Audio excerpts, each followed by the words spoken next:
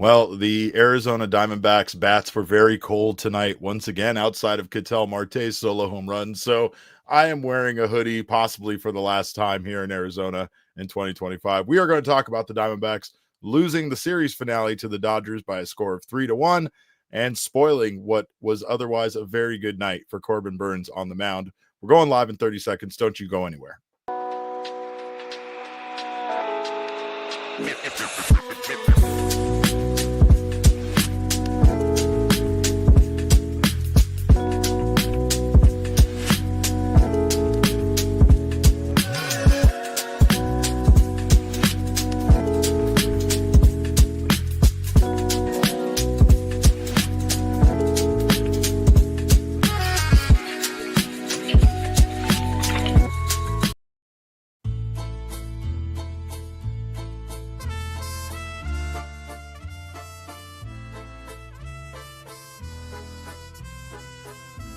Well, no ski tonight. No ski for this team. Welcome in to another edition of the PHNX Diamondbacks show right here on PHNX. My name is Derek Montilla, occasionally known as the mayor of PHNX, and I'm joined by the one, the only large intimate Kevin Thomas on the ones and twos. He is currently in the darkness of his living room right now, and it's probably a good place to be. It's a good place to wallow in sadness after watching the Diamondbacks lose tonight to the Los Angeles Dodgers by a score of 3-1. Of course, this show is brought to you by our friends at Bet365 and Game Time. Make sure to download the Bet365 app today. Use our code of PHNX365 when you sign up for some bonus bets. Then go over to Game Time. Use our code of PHNX for your first purchase. You'll get $20 off that first purchase. Save some money on going to some live events. And the Diamondbacks, it's a 50-50 toss-up if the Diamondbacks would actually win a game. It feels like lately they are playing like a 500 team, and they drop now to 26-24. The Diamondbacks' hellacious 13-game stretch against the NL West ends, and the Diamondbacks find themselves with a record of 7-6. If you are a half glass full kind of person, maybe perhaps you could say cautiously optimistic. With the way the Diamondbacks were playing coming into this stretch, 7-6 doesn't sound so bad considering that they had 7 games against the Dodgers and then also 3 against the Giants and 3 against the Rockies. However, you know, it did with how badly the Rockies are playing and with how close these games were against Los Angeles, 7-6 does not really feel like a win today. And today, the reason the Diamondbacks lost, we're gonna go over maybe the 2 reasons, maybe 3 reasons why they lost this game. But I think the most important one was the lack of offense. Again, the Diamondbacks weren't able to generate more than a single run in today's game, and that's important to remember. Corbin Burnes was outstanding on the mound. He basically made one mistake in a hanging slider that ended up costing him pretty big. But regardless, the Diamondbacks offense really wasn't able to generate much tonight. Ketel Marte was the lone bright spot for this team, scoring the team's only run on a solo shot in the 4th inning.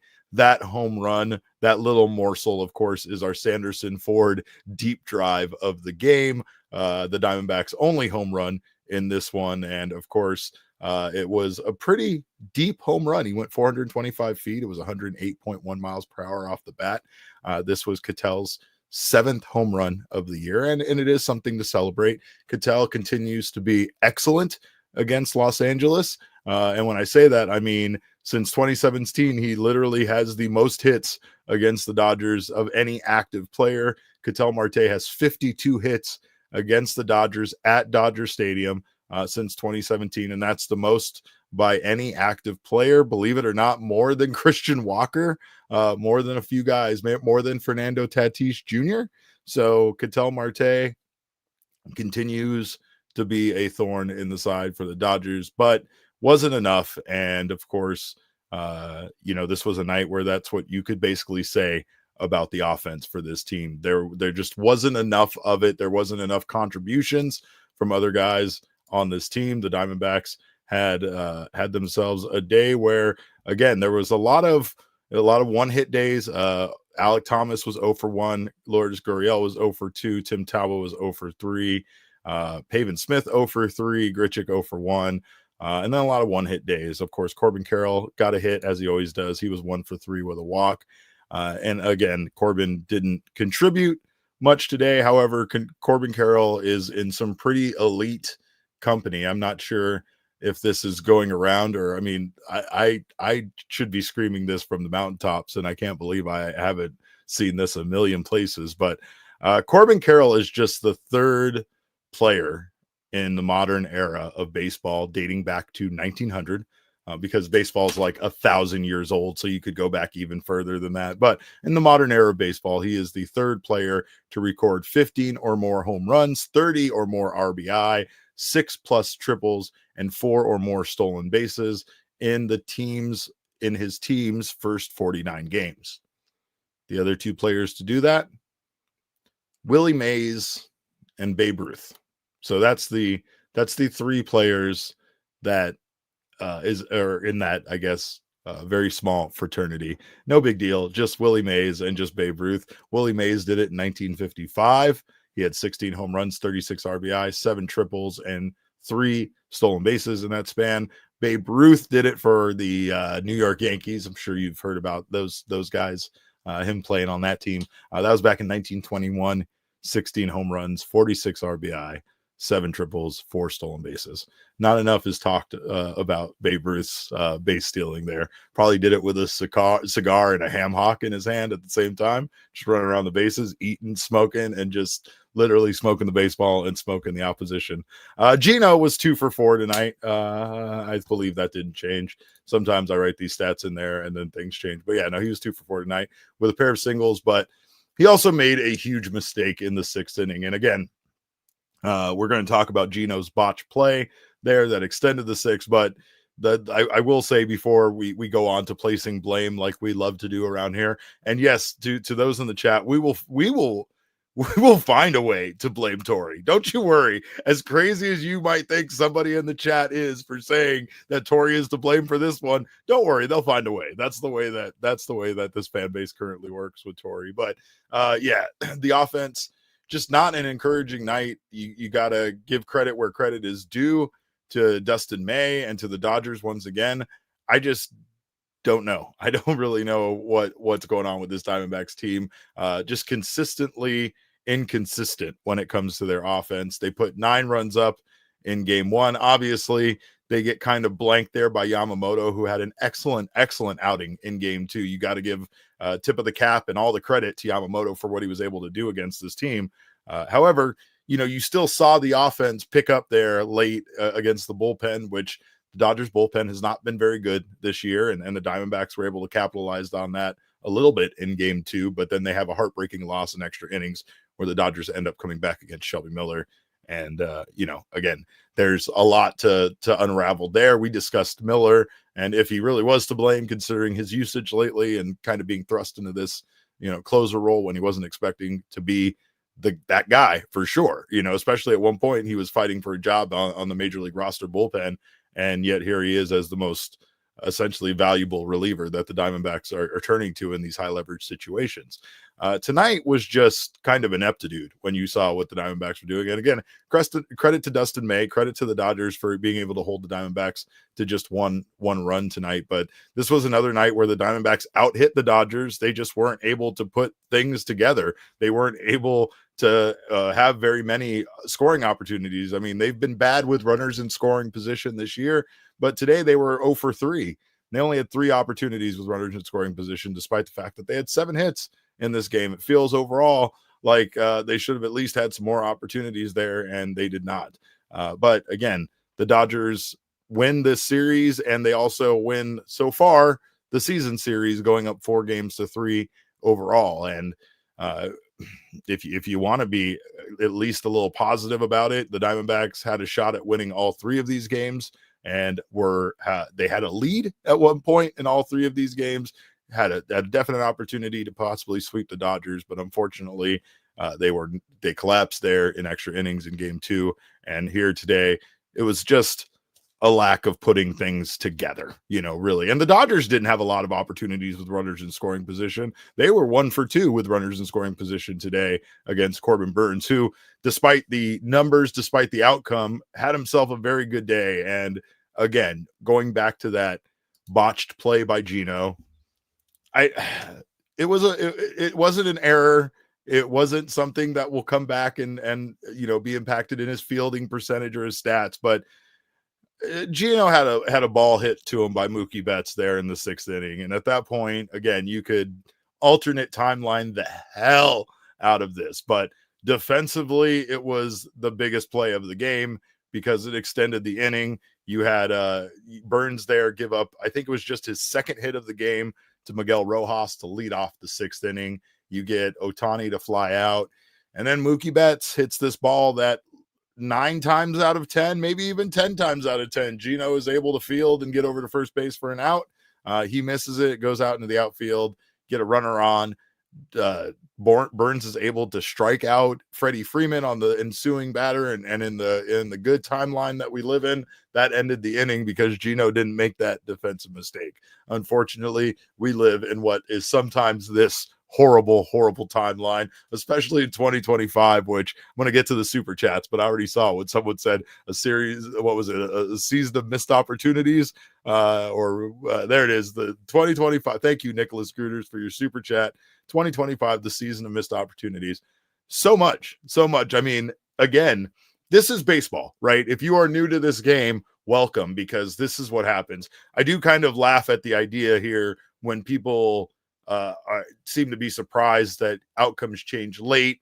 It's kind of like where a guy has a no-hitter going through 6 innings, and I'm like, yeah, I don't care about that. Show me a no-hitter going through 8, and I'll start caring. However, it's because games change late. Things happen late in baseball games. That's really, to me, the 6th inning and beyond is where things start cooking, right? Like tonight, I had my daughter's 8th grade graduation. Shout out to my beautiful daughter Lily. She's amazing, and I'm so proud to see her graduate tonight. But with the way that this game was going, it was going pretty fast. I didn't know how much of it I was actually going to catch. And of course, we sped through the first 5 innings. I think it was an hour and 10 minutes, and we were through 5 innings already. But that's when the action started to happen. That was that 6th inning for the Dodgers, especially.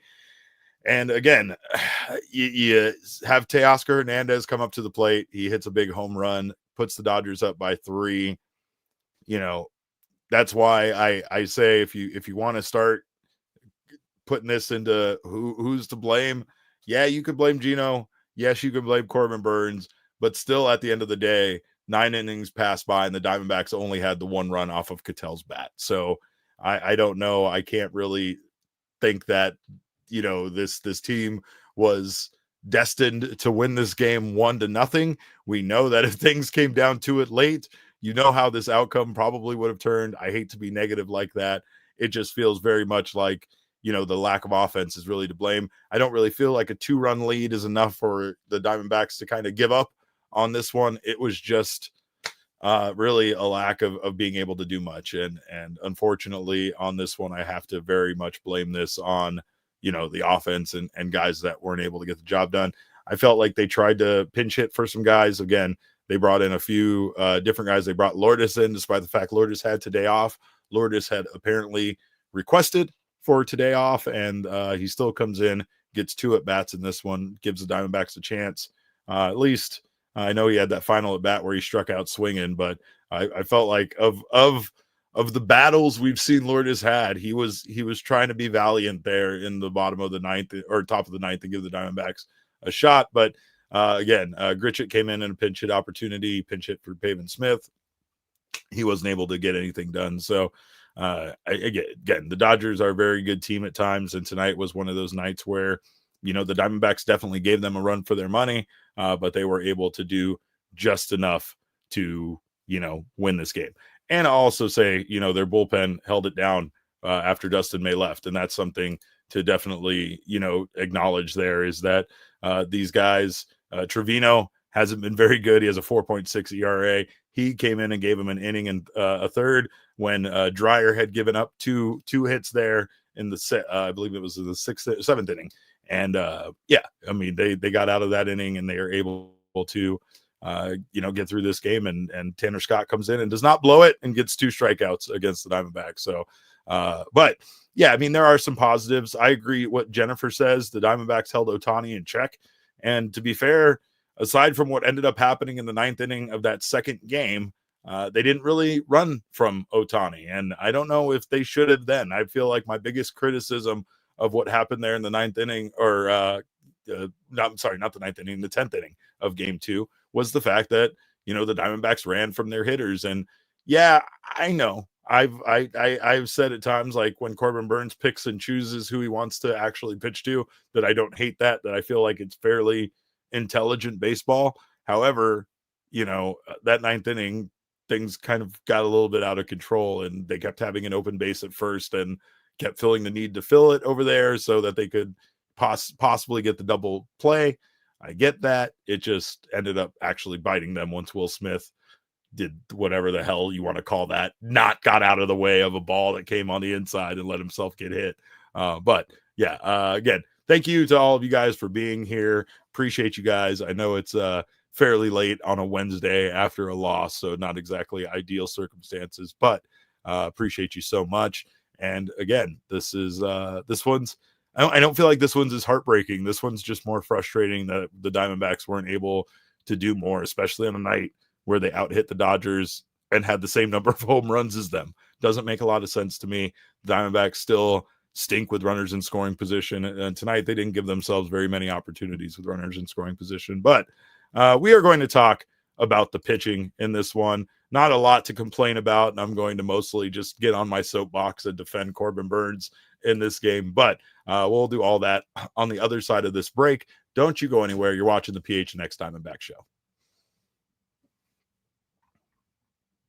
I forgot my camera's on a tripod and I just kicked it with my foot there. But hey, that's because I'm forgetful. I forget a lot of things, and I especially forget what I do with my money, where my investments are, where income is coming in from. I do a lot of things. I do a lot of dumb videos and I have a lot of fun with what I do, but I also don't do a good job of keeping my money straight. That's what I need Monarch Money for. They can help me not only with my current debts, with my current income, my current investments, they can also help me plan for the future. And that is my favorite part about the Monarch Money app.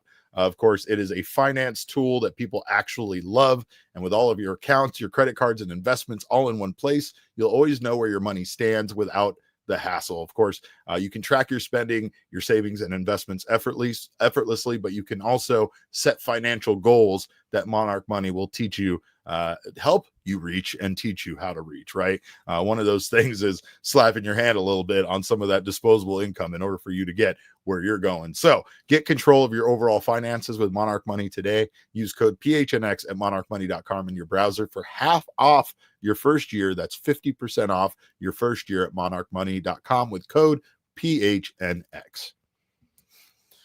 And of course, if you are looking for some gear to make your brand stand apart from the crowd, Branded Bills is the place for you. Look no further. Branded Bills has you covered with the best custom headwear. You can start your order, and their dedicated team will help you create the exact custom apparel you need. And not only do they have you covered with all headwear, snapbacks, truckers, fitteds, beanies, doesn't matter. They also have tees, they have bags, they have performance and style wear. So look to Branded Bills for your brand, and you can help your brand stand apart from the crowd. Also, if you're just looking for some amazing, incredible hats, check out brandedbills.com, and you can see their partnerships with ASU, U of A. They got Phoenix Suns and more. So make sure to check them out. They're a local company from right here in Mesa, Arizona. We love them, and they make some incredible hats there. They fit well, they stretch, they're airy, especially during these hot Arizona summers. So check them out. Head to brandedbills.com and use code BBPHNX for 10% off your first order. That code again is BBPHNX. All right, we got a super chat here from Douglas Harris. Douglas, thank you so much for your super chat. He says all teams ahead of us are 8 or more games above 500 at home. Diamondbacks 13-13 will miss the playoffs again if they don't discover home field advantage. That is such a great point. And again, one of those weird anomalies. To be fair, the Diamondbacks have been playing 50-50 ball, feels like, for entirely too long, right? They go on a few good stretches. They win some series, but right now they sit at 26-24. And, again, I'm not going to send Ketel up the mountain tonight just to prove a point. But what I will say is that I have him on tap ready to go at any time. And I will say that as long as the Diamondbacks right now can stay above 500, then at least they can stay part of this conversation for the NL West.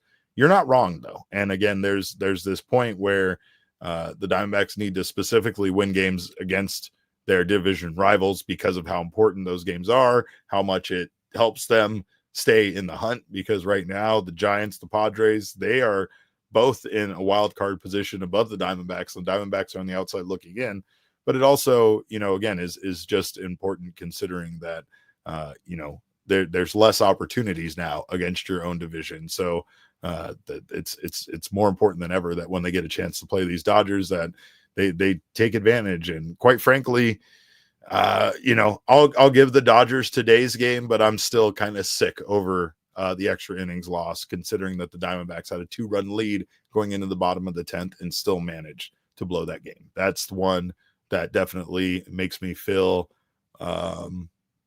gross, and I'm going to think about for a very long time. We talked about it yesterday, and Jesse tried to do his best, but his best wasn't good enough for me, damn it. I'm still upset. And now I have this whole new report about the Diamondbacks possibly moving to Utah, and I have my baseball bat here with me right now, and I'm ready to go to war with the entire state of Utah. So we're going to talk about that later. But first, we're going to talk about Corbin Burnes, because he was very good against the Diamondbacks, or against Dodgers for the Diamondbacks. He continues to be very good for this team. He gave them another quality start tonight. And like I said earlier, like many of you have said, Corbin Burnes just had one bad hanging slider that was really the difference maker tonight for his outing. He was outstanding until he wasn't, and that was just in the 6th inning. And then he continued to be outstanding for a little bit longer. His cutter and curveball tandem were just fairly unstoppable tonight. He threw his cutter 56 times and got 7 whiffs on it. But more importantly, he got 9 whiffs on his curveball coming in as that alternate pitch to the cutter. So those were working tonight. Obviously, the slider really wasn't. And that's part of the problem, is that the slider wasn't working for Corbin Burnes tonight. But the Diamondbacks, again, didn't give him much run support behind him. So as much as I want to fault him for what happened there in the 6th inning, I can't, right? He had given up just his second hit of the night to Miguel Rojas to lead off that inning. Mookie Betts hit what appeared to be, in my opinion, in what a lot of people's opinions, a fairly routine ground ball to Eugenio Suarez, who just misplayed it. And then you get him striking out Freddie Freeman. Things feel good. So, of course, Teoscar Hernandez hits a 3-home run, and the Dbacks go down 3-1, right? But got to give credit to Corbin Burnes. Again, 8 strikeouts tonight against the Dodgers. Let's light up that Circle K strikeout tracker. That performance is definitely strikeout meter worthy for sure.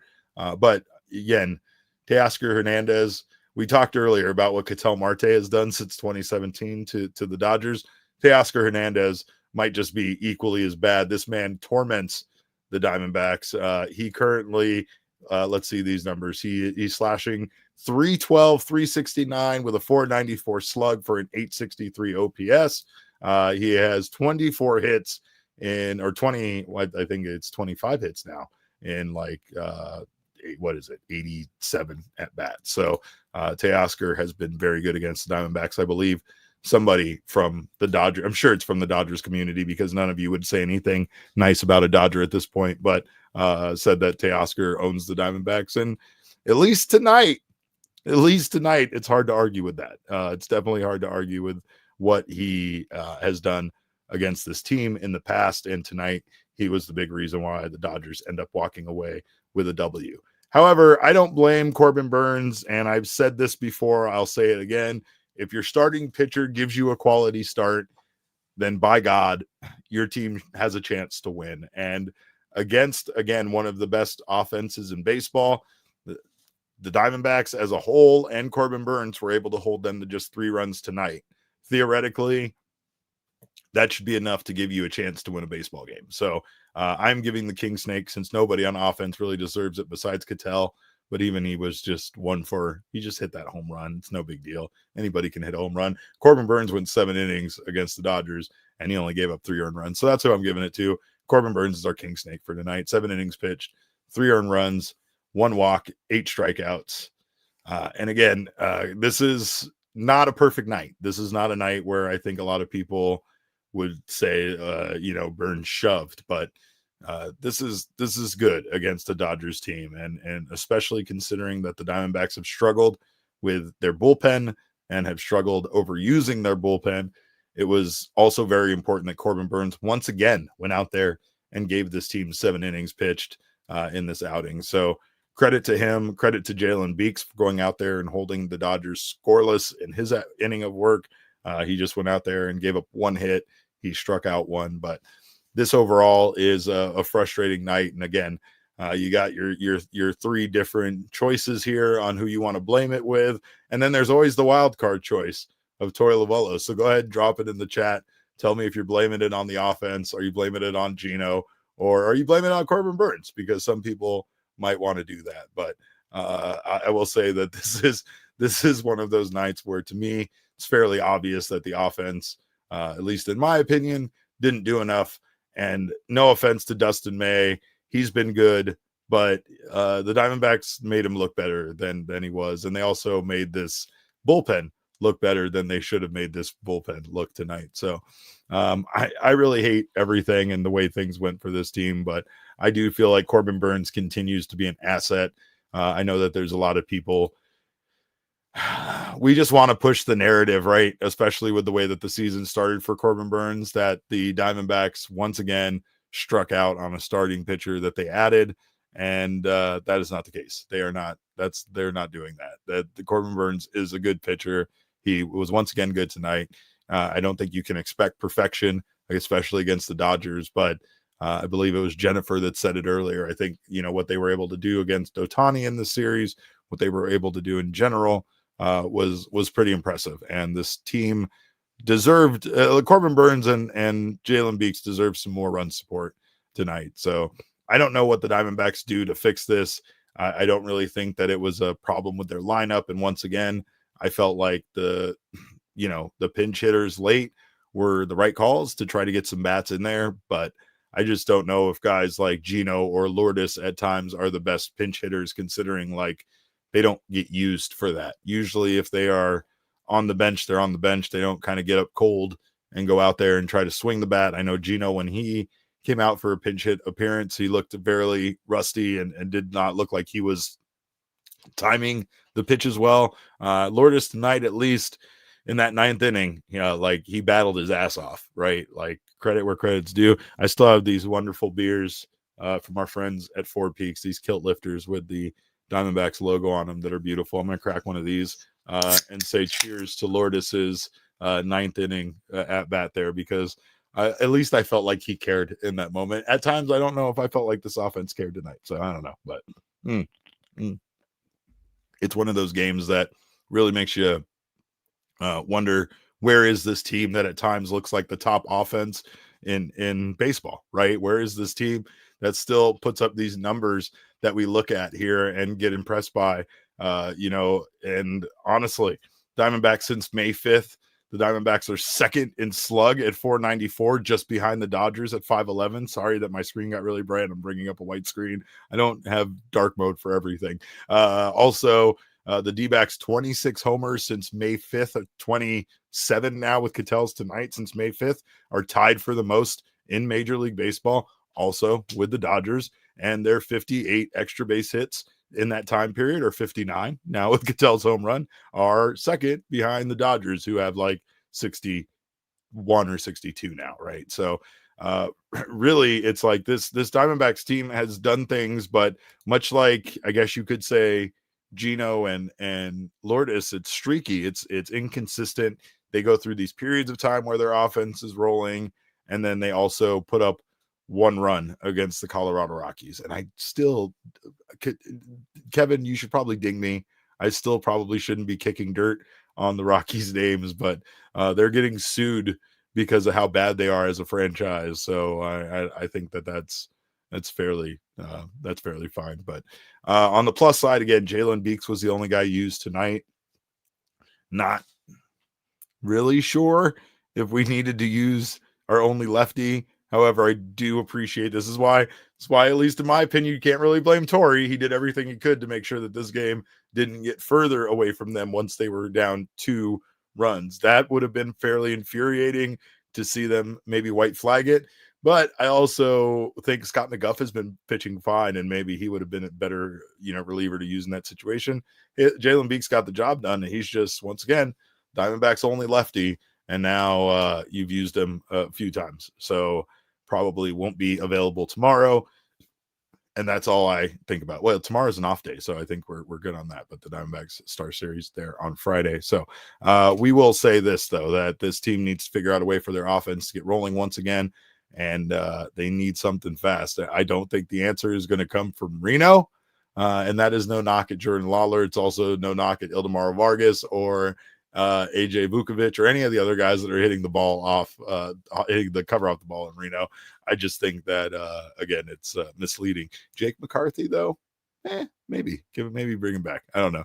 Diamondbacks need some sort of jump start offensively, and I don't know who the person is to do it. But Ketel, he tried to do it today, and he does what he does against the Los Angeles Dodgers. Pretty impressive when you think about it, because Ketel's his 52 hits against the Dodgers at Dodger Stadium since 2017 doesn't really seem like, you don't usually hear of Ketel being one of the guys that really drives Dodgers fans nuts, but apparently he has more of those hits than Christian Walker. Definitely not more home runs, but a lot of those hits. So we're still talking in the chat about moving, and it makes me sick. I know it's probably more fun to talk about that. Thank you, Candace. Candace said we are not moving, and she used all caps, so she means it. We are coming up with new names for the Diamondbacks. Should they move to? No, I'm not doing this. We're not doing this, Kevin. We're not doing this. We'll do this in segment 4 because I'm already getting angry, and I don't want to be angry. I'm in the red, and I don't need to be in the red, but. Again, the Diamondbacks offense, they put me in the red tonight, so they probably are more guilty of that than these rumors about the Diamondbacks moving to Utah. So, again, I'm going to sharpen a stick and get ready for this inevitable state versus state war with Utah. I hope you guys choose to do the same. We're going to take a quick break. You are watching the PHNX Diamondbacks show.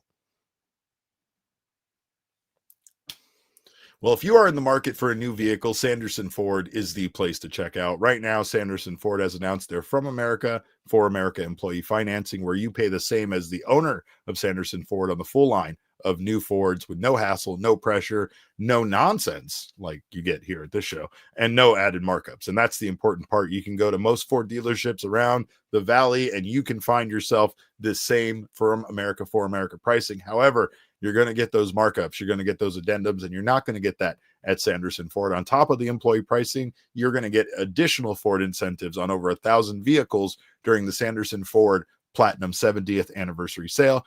Also, in celebration of their 70th anniversary, you can stop in and get a pair of tickets to an Arizona Diamondbacks game just for stopping in. No test drive required. But remember, if you are looking for a vehicle, and I'm telling you this because I've done this myself, don't settle for the wrong color. Don't settle for the wrong trim. And God forbid, don't settle for the vehicle that you weren't out there to get. Go to Sanderson Ford because they have the inventory and the customer service that you're looking for a vehicle dealership. This does exclude the 2025 Expedition, Super Duty, Raptor Family, Mustang, and Bronco specialty vehicles. One pair of tickets per household with valid driver's license to the July 6th game versus the Kansas City Royals while supply of 200 tickets last. And of course, whatever the moment, it's never ordinary at Bet365. It is the place for live in-game betting. They pioneered live in-game betting, and they offer the widest range of games and markets available for live in-game betting across 78 different sports. They also live stream 780,000 events each year. So there's a great reason to download the app right now. Another great reason is their NBA early payout offer. And these NBA games are getting crazy. I'm seeing this meme of Halliburton choking out the Knicks. And of course, you can get down on the NBA action with the early payout offer, where you're a winner if your team goes up by 20 points with an instant payout on straight bets and parlay selections, which will be marked as winners. So breaking news from Bet365. New customers right now can get $150 in bonus bets when you bet $5. Win or lose, just sign up, use that code of PHNX365 when you do. Deposit $10 and place a bet for $5 and more to receive $150 in bonus bets, regardless if your bet wins or loses. Bonus bets can be used on the spread, totals, players, props, futures, and more. Whatever the moment, it's never ordinary at Bet365. Must be 21 or over and physically located in Arizona. If you or someone you know has a gambling problem and wants help, call 1-800-NEXT-STEP. Text NEXT STEP to 53342 or visit problemgambling.az.gov. Well, Kevin, I'm in my house. I hope you guys are in your homes. I'm very thankful that I'm in my house. I had a long night there trying to figure out a way to get out of a high school parking lot, but I made it alive, and I'm very thankful to be here in my home. And I wouldn't be here without Desert Financial. They helped me get started on my home ownership journey. Hopefully, they can get you started, but they do always make sure our numbers are straight with our by the numbers for the post series. Let's take a look. These are our numbers from the series. Wild numbers that are just going to disappoint you and make you kind of ill that the Diamondbacks lost this series 2-3. The Diamondbacks actually outscored the Dodgers 13-12 in the series. The Diamondbacks had 6 home runs to the Dodgers 4. Runners in scoring position, big difference there, but not huge. Diamondbacks were 3 for 20. The Dodgers were 5 for 15. Neither team had a ton of opportunities with runners in scoring position in the series. Dodgers just did a little bit better, obviously, there based on their 5 for 15 numbers. Starting ERA, Dodgers was very good, basically bolstered by that Yamamoto 7 innings scoreless outing. And then today, again, Dustin May with 6 innings, only allowing 1 earned run. Their starting pitching ERA for the series was 2.40 to the Diamondbacks 3.50. And then last, the relief pitching ERA, gross 4.15 for the Diamondbacks, 5.54 for the Dodgers. And this one felt important. I mean, at least winning the series felt important. I know that the Diamondbacks still have another matchup with the Dodgers here coming up in September. Pretty long stretch between the time that they see them. So again, a chance for the Diamondbacks to get things together. And Steven Bananas said, "You're telling me we batted 150 with runners in scoring position." That's exactly what I'm telling you, Steven. I don't know what to say, but let's take a look at the NL West standings because, again, Diamondbacks had a chance to keep things close, right? To keep the group close, and they dropped the ball a little bit, Kevin. I'm not thrilled about this. I know you're becoming a Diamondbacks fan, but what since you're kind of on the outside, how should we feel here?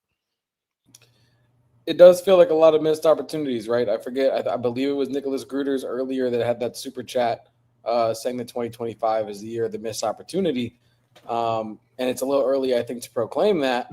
There are certainly a lot of opportunities you'd love to have back early on this season, Derek. Yeah. I mean, you could easily say the Diamondbacks, you could look at that and say four wins, right? There's 4 games you can think of this year, at least 4, right? At least 4 that could have been wins that were losses. You put those in the win category. Kevin, I don't know. I'm not the best at math anymore without Jesse here on a regular basis, but I do believe that would put the Diamondbacks in second place, if not first, if some of those wins were against the Dodgers instead of being losses. Right? No, yeah, you're totally correct. And I don't know. I think when you have such high expectations for this roster coming into the year on paper, because this roster, I mean, the Diamondbacks, that's not a poor record, right? But that the talent on the roster does not dictate a near 500 team, which is exactly what the Diamondbacks are right now. And I know, Tanner's saying that in the chat, and Tanner's correct. Like whether you're 5'10" or 15 or 490, you're 500. And right now, that's what the Diamondbacks are, and they have to figure out a way to enter that echelon right above that and continue to elevate as they go deeper into the season and face my damn Cardinals. And your Cardinals have been playing some good baseball as of late, so it's not a great time to run into them. We're going to preview that series tomorrow on the off day, so we'll do that. Do we call it the Lou? Are you the Lou guy? That's a thing. There's many names, but the Lou is a real thing. Yeah. I feel like it's cooler saying it than having it printed across the City Connect jersey. Just my feelings. I like the City Connect jersey. I really do. Yeah. All right. Well, we'll talk more about some stuff and the stuff I don't want to talk about it. Never mind. I don't want to move on, Kevin. I don't want to move on. I'm just going to sit here and filibuster on this topic. Let's throw the NL West back up. I might sing for a little while. I don't know. I don't want to talk at all. I don't want to bring up these comments that somebody made, and I don't want to bring up these rumors that are being had. I just want to talk about this. Again, I don't know. Diamondbacks could be sitting at 30-20 right now, like I said, easily based on those 4 wins. But that is, I don't know. That to me, that's kind of loser talk, right? When you start talking about games that should be wins, this is where we're at. Got to focus on the future. Got to figure out a way to get out of it, not necessarily a way to go back in time. Because if we could figure that out, then there's a lot of other things I feel like we should address besides just the 4 or 5 wins that the Diamondbacks, historically, last season, getting them in the playoffs. We got to go back and fix that first. Maybe we'll fix that, the Corey Seager home run in the World Series. Maybe we'll fix not going to, I don't know, maybe Paul Sewald. A lot of things I would fix before just necessarily those 4 games. But I wish I had a time machine to fast forward through this next segment, because we're going to talk about these rumors, these allegations, this whole situation with this House bill that's not going anywhere for the Arizona Diamondbacks, and what they're going to do about improving Chase Field on the other side of this break. So, of course, don't you go anywhere. You're watching the PHNX Diamondback Show. And, of course, now is a great time for you to get some flooring done in your home. I don't know about you, but my kid just went on summer vacation, and I don't know what I'm going to do with her, but a great thing that I could do with her is help her, get her to help me make some home renovations around here. Now, I'm not letting her touch the flooring, because I wouldn't let anybody but a flooring expert do that, and that's why you should go to Empire Today. You can go a lot of places. You can go to a lot of big box stores. They sell a lot of things, including flooring, but you don't want to put something in your home that is going to be laid down incorrectly, that's going to come up, that's not even going to look good in your home. You want the best flooring possible, and for that, you need to look to Empire Today. Empire Today lives and breathes flooring, and they will be with you every step of the process. And it's a whole different ballgame when you play with Empire Today. Their flooring experts bring the showroom right to your home. You don't have to worry about going to a store, hunting someone down, and trying to find samples that match what you're looking for. They will look to they will ask you what you're looking for, and they will bring you the correct samples, the correct flooring, the right colors for your space, and you can see how it looks in your space, because again, they'll come to your home to show you what everything's going to look like. So you can trust Empire Today, because you'll get clear, upfront, and all-inclusive pricing. Plus, you can schedule installation as soon as the next day, and we all love that. You don't want to make these decisions and then have to wait 3 months to have it installed. Schedule a free in-home estimate today, because some things are just better at home. PHNX listeners can receive a $350 discount when using promo code PHNX. Yes, you heard me right, a $350 discount when you use code PHNX. Restrictions do apply. Visit Empire Today/PHNX for full details. Also, All Pro Shade Concepts is a great way to also improve your home. And with the summer here, right around the corner, I'm sweating already. I got good air conditioning in here. It's because I'm wearing a hoodie, as the funny joke about the Diamondbacks being their bats being cold. But I'll tell you what's not cold, outside, my backyard. That's not cold. And I need to extend my outdoor living space, and All Pro Shade Concepts is the perfect company to do so. They have roll down shades that can help make your patio 20 degrees cooler. It can block out 95% of those harmful UV rays, and it can help make your home cooler as well. Forget just on the patio. Put those roll down shades in your home like Espo did, and you can see immediate benefits, not only with your electricity bill, but just in general, making your life better. They've been in business for 20 years here in the Valley. And of course, they are one of the largest installers of patio roll down shades and motorized awnings here in the Valley. They can replace and fix most old or outdated patio shades and motorized awnings, and they are licensed, bonded, and insured. Give them a call at 623-204-1476 or visit allproshadeconcepts.com now to schedule your free estimate. And you know what I want to be talking about right now?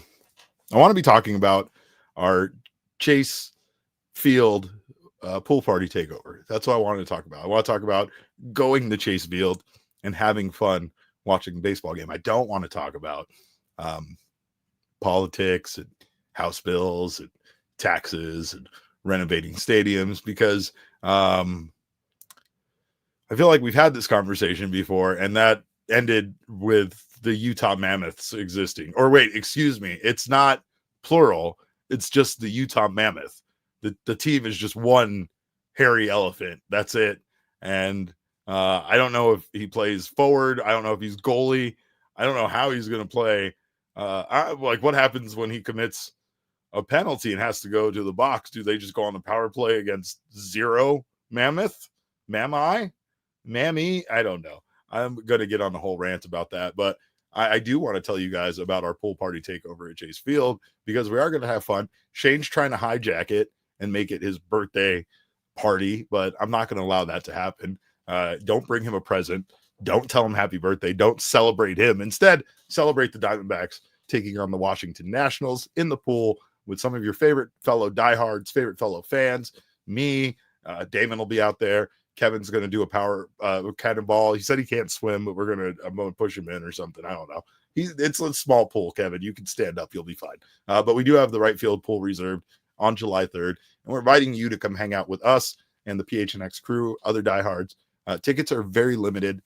So, of course, if you thinking about it, you're on the fence, they might not be around for long. Does include complimentary food, does include a complimentary towel, beverages during the entirety game, and most importantly, fun. So much fun to be had. So much fun. So make sure to join us July 3rd, 5:30 to 10 p.m. No live show that day. I'm going to be partying with you guys. So make sure to join us for that. We'll have a great time. Let's see. Excuse me. Kevin has a question in the chat. He says, can you answer Stephen Banana's question about favorite memory against the Dodgers after this? I'm going to tell you about my first memory against the Dodgers after this. Now, I don't know if you mean the Diamondbacks, because of course my favorite memory is the NLCS in 2023. I was down in that. I was on the little concourse of the first level in between the letter seats and the number seats, and I was high-fiving random strangers and hugging ushers and crying with people and screaming, losing my voice. That's my favorite memory of all time of the Dodgers, and it always will be.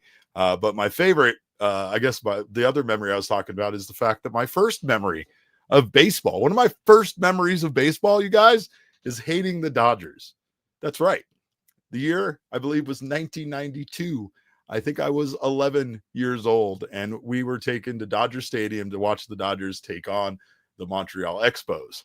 And this was a Sunday game, and I didn't give a crap about either one of these teams. Now, what I gave a crap about was that during batting practice, somebody from the Expos had thrown me a baseball. So I had a baseball, and I found out I could get it signed by the Dodgers after the game, because it was kind of a thing they did where they would come out, especially this was like, the last game of a homestand. So they were going on the road. They'll come out, they'll sign, make autographs. And they lost to the Expos that day. And those little crybabies decided not to come out and sign autographs. And they had like an usher come out and tell us that the Dodgers weren't going to come out and sign autographs. And the crowd kind of went, "Oh, boo," and walked away. And then the Expos came out like some superheroes, like the Thunderbolts, if you will, an unexpected group of heroes. And they signed autographs, and they were cool. And because of that, I forever hate the Dodgers, and will forever hate the Dodgers. So if there's any Dodgers fans left in here who aren't gloating or going on about their business, your team has always sucked to me. They will always suck, and I will always hate them, despite the allegations that Damon makes about me liking them. So there's that. Thomas Jury, thank you for your super chat. He says, Dodgers hate us just because our gear is sicker than theirs. Swag up. Yes, we have proof, as you saw a tweet from our account where Dodgers fans, multiple fans, not just the guy I caught on camera, but multiple were caught red-handed buying the new City Connect stuff because it's fire. It's fire. It's incredible. Mega Ran wore it tonight to my daughter's graduation, and he looked incredible in it. But that's because we get all of these wonderful memories thanks to this Diamondbacks team being here, including these wonderful jerseys. Thank you, Derek Foster, for your super chat. He says, tough fought series on to at Lewis.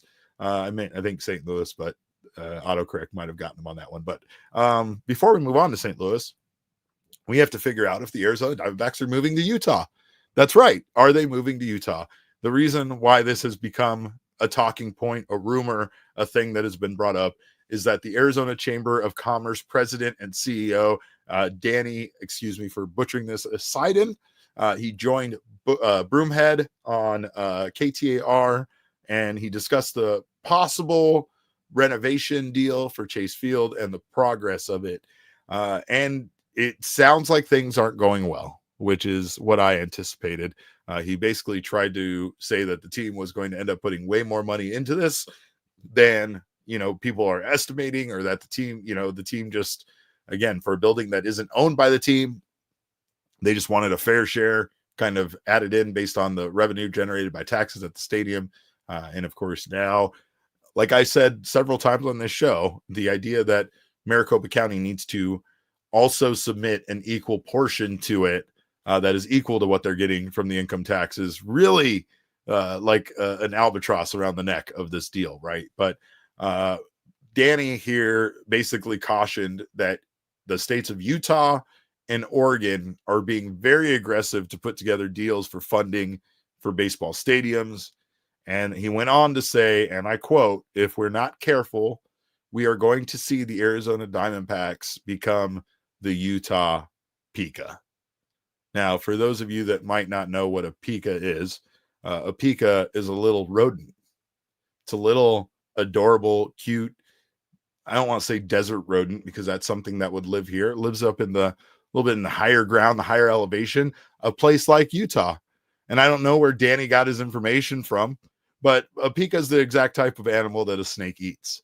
And I will be damned if I'm going to let the Arizona Diamondbacks ever become the Arizona Pika. I will chain myself to Ketel Marte. I will stand in the street in front of the moving bus or moving vehicle, whatever U-Haul they have to get their stuff out of here. I will not. I will die before I let that happen. And again, this is all about stadium funding in a situation where, quite frankly, Maricopa County is not owning up to their responsibilities here. I know that it's easy to kind of make these arguments like I believe Katie Hobbs is making in regards to, funding billionaire stadiums and this and that. But I'm going to go on. I'm going to go on to say this. I'm going to do it behind this Baxter mask because I feel like it's appropriate that I do it behind this Baxter mask. Let me see if I can light it up where the eyes are real creepy and you can see them in the camera. I'm going to go on to say, you really want to lose this? You really want to lose all of this? You want the Diamondbacks as an organization that play 81 games in downtown Arizona and roughly, at least this season, have been attracting 20,000 people to the area, employing thousands of people in that building, and most importantly, generating income for hotels and restaurants and bars in the downtown area. What happens with Chase Field? I'm sure it'll become some sort of corporate high rise or some sort of probably condominiums or something, right? It's gonna make plenty of money when it's gone, but what's going to happen to the businesses in downtown Arizona that kind of already struggle to have a draw down there, especially when the Phoenix Suns aren't playing basketball or the Mercury aren't playing basketball? You don't really have another team occupying that building or that area. So let's not screw around with this. Let's not make bad business decisions. Also, let's not solely focus on the fact that it's money being generated for the team or, billionaires or whatever the case, however you want to package it to make it sound as evil and terrible as it possibly can be, right? I'm not a huge person that necessarily wants my taxes to go pay for things that I don't utilize, but I don't have a choice in that, right? And for the most part, I just kind of know that. And my taxes are taken out and they go to what the government decides, and that's fine, right? And in some cases, it does go to fund things that I have nothing to do with and had no impact to my life and are things maybe I wouldn't choose to have my money go towards. But that's not what living in a society is about. Living in a society is having your public taxes go to pay for things that are important to the city. And in this case, having a baseball team play at Chase Field in downtown is very important to this city. It's important to the economy. It's important to human beings. Like, not only are there people that are employed, there's people that have been employed at that building much longer than me. Trust me, I do have a stake in this, so I'm going to get a little heated about it. But I will say that the fact I knew even when this bill was introduced, it was like too good to be true. I knew things were wrapping up too neatly and there was going to have to be hurdles. There was going to have to be speed bumps along in the process. But I also knew that at one point we were going to start threatening this exact thing. I think we were going to start threatening the inevitable, comparisons to the Arizona Coyotes and what happened with them. And quite frankly, that situation is idiotic. And the fact that our beloved Arizona Coyotes are now the Utah Mammoth is disgusting to me. I'm going to go do a minute meetings with the mayor about it because I'm so upset about it. I don't even know what I'm going to do. I'm going to make that team look as stupid as I possibly can because that's how I feel deep down inside. But I can't have this happen to the Arizona Diamondbacks, nor can any of you, right? So I don't know. I'm not going to go out there and have you take up action and write your senator or write people or whatever. But what I will say is that something needs to be done and some correct decisions need to be made. And they need to be more sensible than just, saying like, oh, well, the Diamondbacks have to figure it out. Like, no, at the end of the day, the Diamondbacks do not own Chase Field. And quite frankly, that building needs to have things done to it in order for it to continue to be a venue for not just the Diamondbacks, but for other events, other concerts, other mac and cheese festivals. Do you want this to be the only mac and cheese festival that goes on down there? I don't think you do. Nickelback is coming to the Hondo Festival. You really want to screw this up before Nickelback has a chance to play Chase Field? I don't think you do. I don't have a picture because I was going to say, look at this photograph, but I don't have one near me. But what I will say is get this deal done, figure something out, make amendments and make it fair. I do think that once they took out the player income and the income of the people that work there, things started to be a little bit more reasonable, right? Things started to fall back in line, right? But again, like he said, the Diamondbacks, if you get a chance to watch this clip, the Diamondbacks have, are going to put more money than any of that's going to be generated by any of these bills into this building at the end of the day.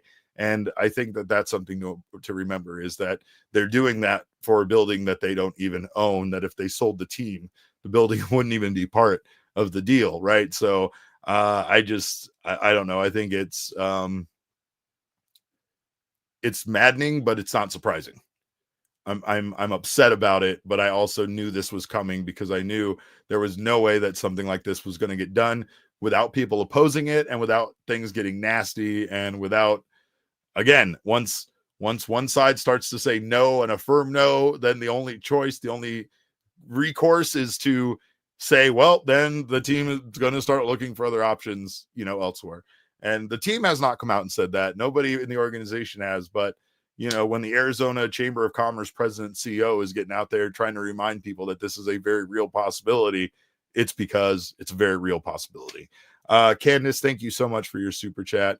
She says, Steve and I will do maintenance for free tickets. We got it covered. Perfect.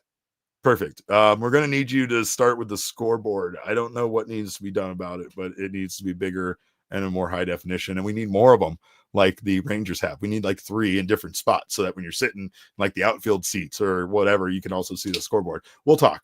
Bring lots of supplies and about $12 million at least in starting capital for a lot of the things, a lot of the equipment we're going to need. We'll go from there. But again, we need to make sure the Diamondbacks stay here. That's the moral of this story. Even though they lost today by a score of 3-1 and their offense sucked. But we will be back tomorrow with another 2 p.m. show. I won't be here at home. I will be at the studio with my guy, Kevin. Maybe I'll drag Damon in here to scream about some of these losses and maybe also about these terrible rumors about the Diamondbacks maybe moving. So join us at 2 p.m. tomorrow for that show. Until then, you can follow me on Twitter. I am at cap_caveman with a K. My guy Kevin is at Kevo Posts. Our show is at PHNX_Dbacks. But of course, as always, all roads lead to at PHNX_sports on Twitter, Instagram, and Facebook. We thank you guys so much. We love you for your time. Kev, did I get all the super chats? Oh, yeah. Kevin wants to know, will I be turning heel on him this week because of the card series? Well, I've already texted Shane and complained about you. And that's just a preemptive strike. So this is going to be a tough week for Kevin. I'm going to be fairly relentless. I'm going to make them work on Saturday just because. So also that's a big thing to remember. We're going to do a post-game show on Saturday. Make sure to join us for that. And then no show on Monday because we actually get a day off for Memorial Day. I hope you guys do too. So we'll do the whole let's have a good weekend thing later. But until then, let's have a good night. Love you guys. I thank you so much for showing up, for supporting this team. Let's make sure they stay here and let's get this offense rolling. Of course, like I said, we'll be back tomorrow. Until then, have yourselves a wonderful evening. Behave yourselves. And I'm talking to you, Candace. And of course, remember, kids, baseball is fun, but it is so much more fun when someone besides Ketel does something with the bat. We all silly like the mayor.